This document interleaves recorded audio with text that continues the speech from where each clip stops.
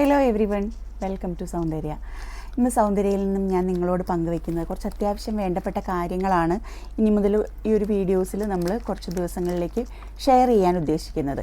നിങ്ങൾക്ക് അറിഞ്ഞിരിക്കേണ്ട കുറച്ച് അറിവുകൾ, ഫാഷൻ ടിപ്സ് ആൻഡ് ട്രിക്സ്, അങ്ങനെയുള്ള കാര്യങ്ങൾ.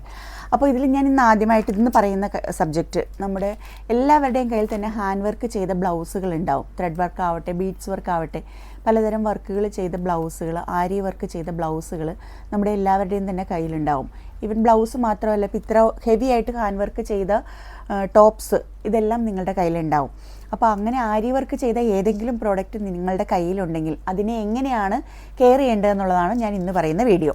അപ്പോൾ അതിന് ഞാൻ കാണിക്കുന്നത് ഇതൊരു സിപ്ലോക്ക് കവറാണ്. സിപ്ലോക്ക് കവറിലാണ് ഞാൻ ഈ ആരി വർക്ക് ബ്ലൗസ് വെച്ചിരിക്കുന്നത്.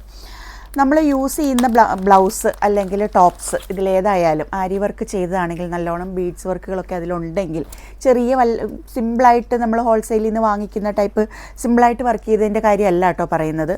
അതപ്പോൾ അതിനുള്ള വർത്തേ ഉണ്ടാവുള്ളൂ. റേറ്റ് ഇപ്പോൾ അത്രയും കുറവാണ്. അപ്പം നിങ്ങൾക്ക് അത്രയും കെയർഫുള്ളായിട്ട് കെയർ ചെയ്യേണ്ട ആവശ്യം വരുന്നില്ല. പക്ഷേ ഇത്തിരി ഹെവി ആയിട്ട് വർക്ക് ചെയ്താൽ നല്ലപോലെ നിങ്ങൾ പൈസ മുടക്കി ചെയ്യിപ്പിച്ച ഒരു ഡിസൈനാണെങ്കിൽ, ഒരു ഡിസൈനർ വെയർ ആണെങ്കിൽ, അതിനെക്കുറിച്ച് കെയർഫുള്ളായിട്ട് യൂസ് ചെയ്ത് കഴിഞ്ഞാൽ നിങ്ങൾക്ക് അതിൻ്റെ ലൈഫ് കൂടുതലാക്കാൻ പറ്റും.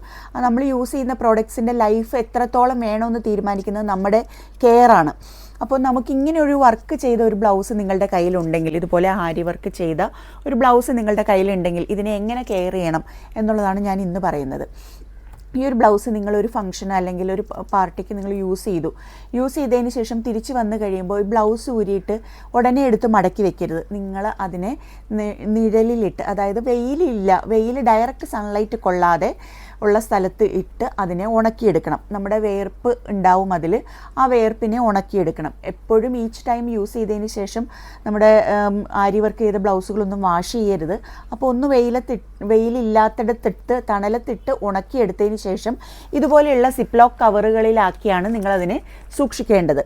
ഈ ബീഡ്സ് എല്ലാം ഉള്ളതുകൊണ്ട് മറ്റ് തുണികളുമായിട്ട് ഡയറക്റ്റ് കോണ്ടാക്റ്റായി അതിനകത്ത് നൂല് വലിയുന്നതിനും അങ്ങനെയുള്ള ബീഡ്സ് പോകുന്നതിനും ഒന്നും അങ്ങനെയുള്ള കാരണങ്ങളൊന്നും ഉണ്ടാവാതിരിക്കാൻ വേണ്ടിയാണ് ഇതുപോലെയുള്ള സിപ്ലോക്ക് കവറുകളിലേക്ക് കവർ ചെയ്ത് സൂക്ഷിക്കണമെന്ന് പറയുന്നത്. അപ്പോൾ അതങ്ങനെ സൂക്ഷിക്കുക. അതുപോലെ തന്നെ കുറച്ച് പ്രാവശ്യം നിങ്ങൾ യൂസ് ചെയ്തതിന് ശേഷമാകുമ്പോൾ നിങ്ങൾക്ക് തന്നെ ഫീൽ ചെയ്യുന്നുണ്ടാകും ഇതിന് സ്മെല്ലുണ്ട്, ഇതിനി കഴുകാതെ പറ്റില്ല എന്ന്. അങ്ങനെയുള്ളൊരു സിറ്റുവേഷൻ വരുമ്പോൾ ഒരിക്കലും ഡ്രൈ ക്ലീനിങ്ങിന് കൊടുക്കരുത്.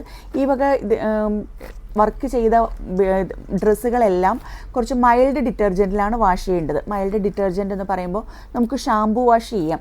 പിന്നെ ഇപ്പോൾ സോപ്പിൻ്റെ ലോഷൻ, നമ്മൾ വാഷിംഗ് മെഷീനിലൊക്കെ യൂസ് ചെയ്യുന്ന സോപ്പ് ലോഷനുകൾ ഉണ്ടല്ലോ, സോപ്പ് പൗഡർ ഒരിക്കലും യൂസ് ചെയ്യരുത്, സോപ്പ് ഡയറക്റ്റും യൂസ് ചെയ്യരുത്. സോപ്പ് ലോഷനുകൾ യൂസ് ചെയ്യാം, അല്ലെങ്കിൽ ഷാംപൂ യൂസ് ചെയ്യാം. അത് മിക്സ് ചെയ്തതിന് ശേഷം അതിലേക്ക് ഡിപ്പ് ചെയ്യുക. ഒരു 5 മിനിറ്റ്സ് മാക്സിമേ നിങ്ങൾ അതിനകത്ത് വയ്ക്കാൻ പാടുള്ളൂ, കൂടുതൽ സമയം വെക്കരുത്. ജസ്റ്റ് ഡിപ്പ് ചെയ്തിട്ട് മാക്സിമം 5 മിനിറ്റ്സിനുള്ളിൽ തിരിച്ചെടുത്ത് അതിനെ നല്ല വാട്ടറിൽ റിൻസ് ചെയ്തെടുത്താൽ മതി. പിഴിയാനൊന്നും നിൽക്കണ്ട. തുണിയുടെ ലൈഫ് നാശമാകും പിഴിയൊക്കെ ചെയ്യുമ്പോൾ. അപ്പോൾ ജസ്റ്റ് ഒന്ന് റിൻസ് ചെയ്ത് നല്ല വെള്ളത്തിൽ റിൻസ് ചെയ്തതിന് ശേഷം വീണ്ടും ഇതിനെ അപ്പോഴും വെയിലത്തിട്ട് ഉണക്കരുത്, തണലത്തിട്ട് തന്നെ വേണം ഉണക്കാൻ.